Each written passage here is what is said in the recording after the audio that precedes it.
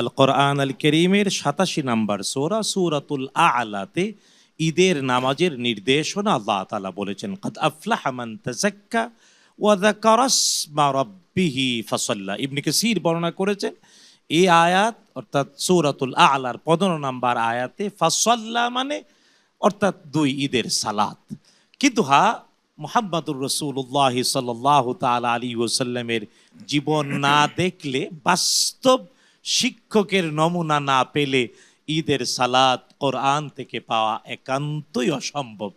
আল কোরআন আল কারীম নির্দেশনা দিয়েছে, আর মুহাম্মাদুর রাসূলুল্লাহ সাল্লাল্লাহু তাআলা আলাইহি ওয়াসাল্লাম বাস্তব নমুনা হিসেবে, শিক্ষক হিসেবে, এবং এমন শিক্ষক যে তিনি বলেছেন আমাকে শিখিয়েছেন আমার রব।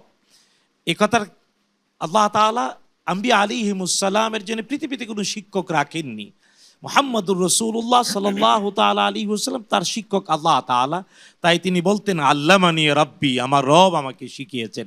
আর তিনি শিখিয়েছেন আসহাবু রাসূলিল্লাহি সাল্লাল্লাহু আলাইহি ওয়াসাল্লাম রাদিয়াল্লাহু আনহুম, তাদেরকে, আর তাদের মাধ্যমে তাবেঈন, আতবা'আত তাবেঈন। এইভাবেই আমরা ধারাবাহিকভাবে এই হাদ্দাসানার এই সনদের ধারাবাহিকতাই আমরা পেয়েছি 2 ঈদের সালাত।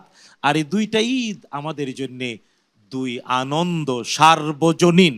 ইদানিং আমরা দেখি সার্বজনীন শব্দটা অনেকেই ব্যবহার করে, কিন্তু জানা উচিত আসলেই আল্লাহ এবং তার রসুলের দেয়া ঈদ 2টি সবার জন্য আনন্দের, এবং এই আনন্দ নিশ্চিত করার জন্য আর্থিক ব্যবস্থাপনাও করেছেন আল্লাহ তাআলা এবং তার রসুল তথা ইসলাম।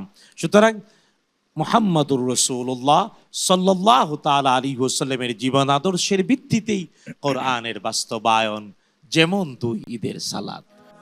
حدثنا حدثنا حدثنا حدثنا حدثنا